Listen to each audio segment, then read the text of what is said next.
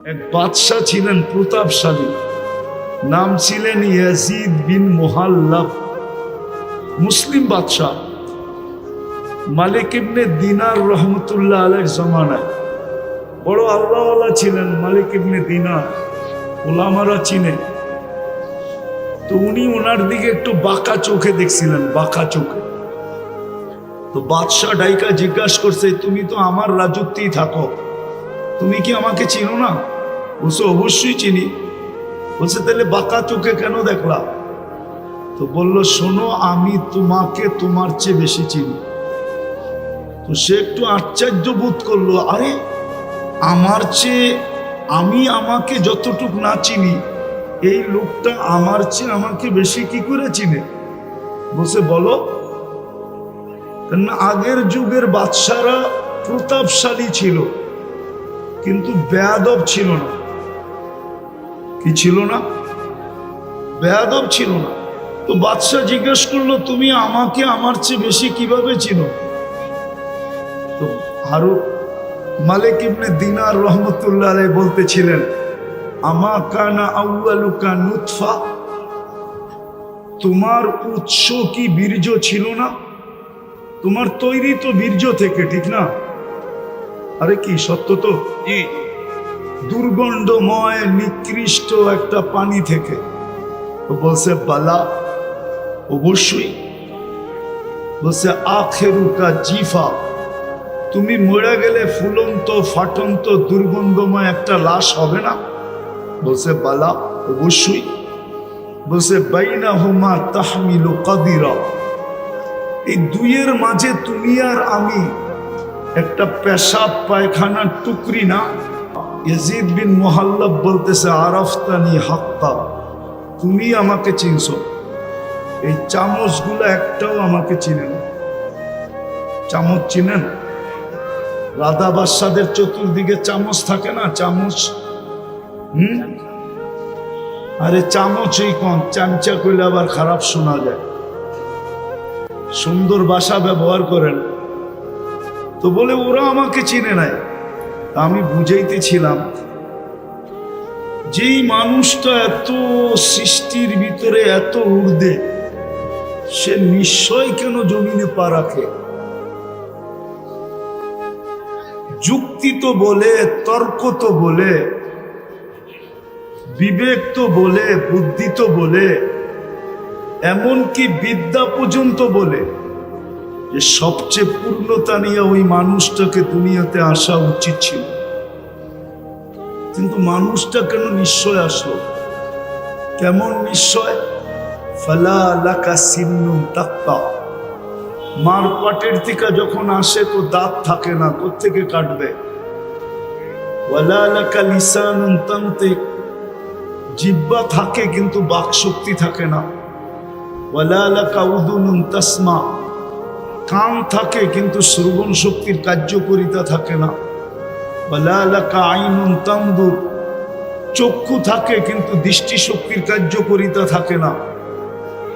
ওয়ালা লাকা আকলুন তুমাইয়িজ, মগজ থাকে কিন্তু ভালো মন্দ বোঝার ক্ষমতা থাকে না।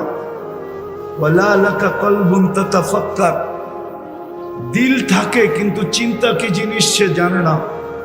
ওয়ালা লাকা ইয়াদুন তাফতিশ, হাত থাকে কিন্তু কর্ম তো দূরের কথা, ধরারই ক্ষমতা থাকে না।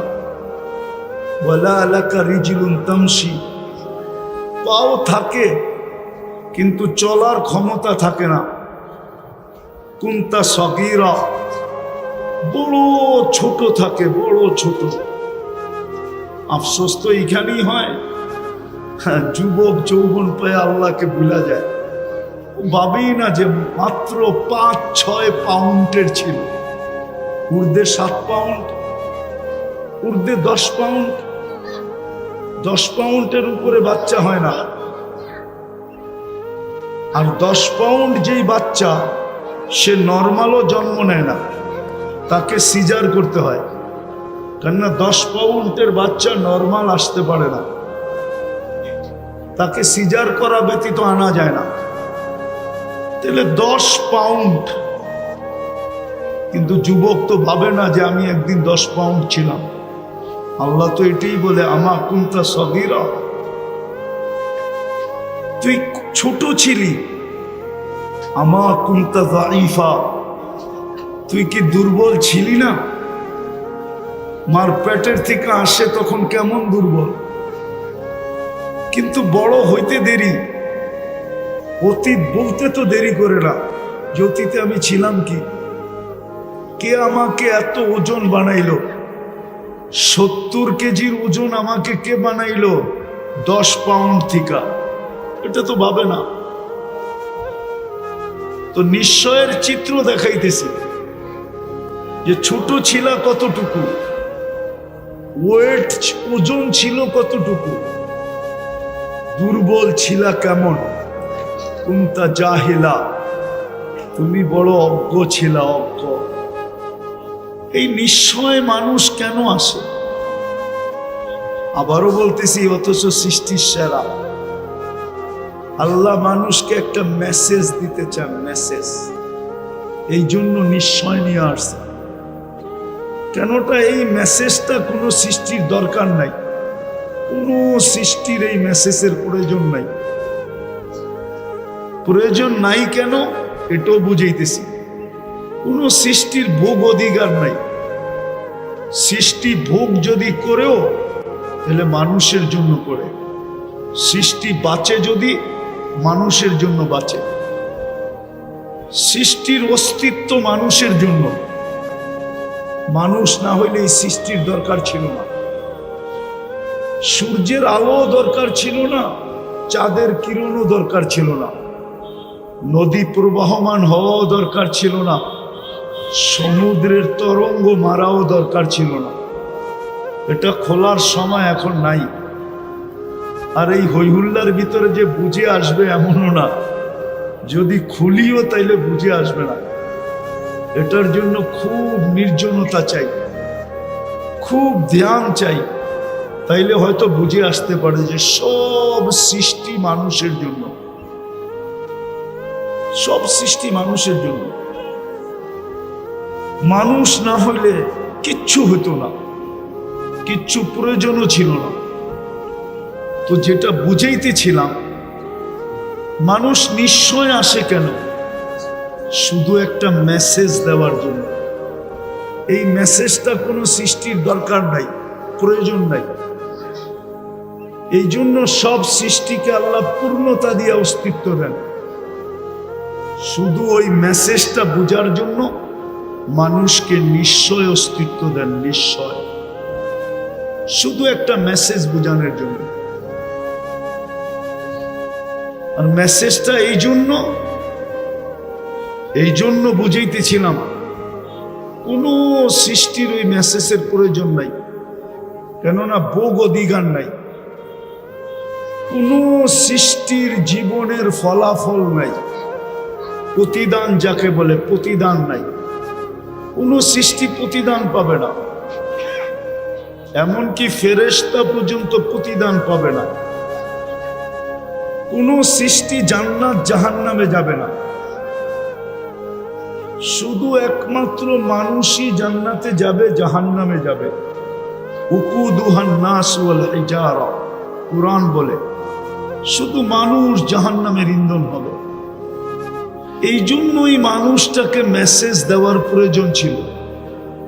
এই জন্য আল্লাহ নিশ্চয় অস্তিত্ব দিয়েছেন, যদিও মানুষ ভাবে না। এটাও মানুষেরই স্বভাব, এটাই মানুষের স্বভাব। জিতার আগে একরকম, জিতা গেলে আরেক রকম।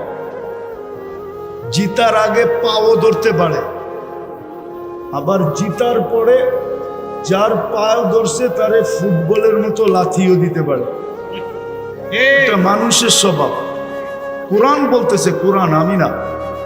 কুতিলাল ইনসানু মা আকফারা। নাইলে একটা কথা বোঝেন, এটা তো স্বীকার করি, হায়াত কার হাতে? আল্লাহ। মৌত আল্লাহ। সুস্থতা আল্লাহ।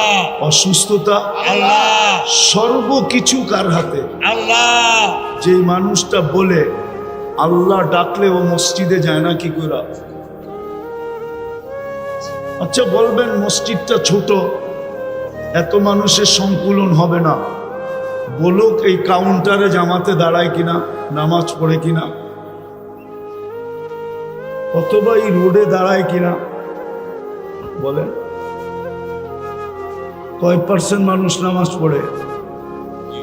তাহলে বোঝা গেল মানুষের মতো অকৃতজ্ঞ কোনো প্রাণী নাই।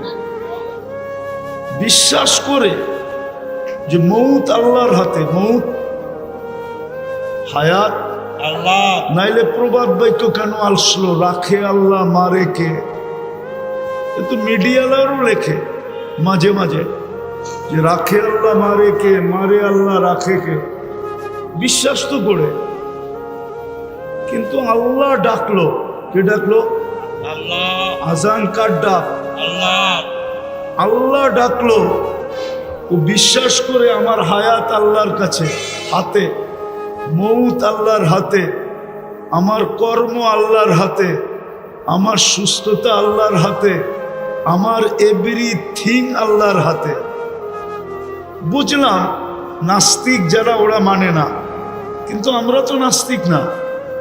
নাস্তিক না, আল্লাহকে মানি না, স্বীকার করি না, অবশ্যই। তাহলে আমরা কেন ডাকে আসি না? আমাকে যুক্তি দিয়া বুঝান, ও কেন আসে না? তাহলে বুঝা গেল আল্লাহর কথা সত্য। মানুষ তোর চেয়ে অকৃতজ্ঞ কেউ নাই।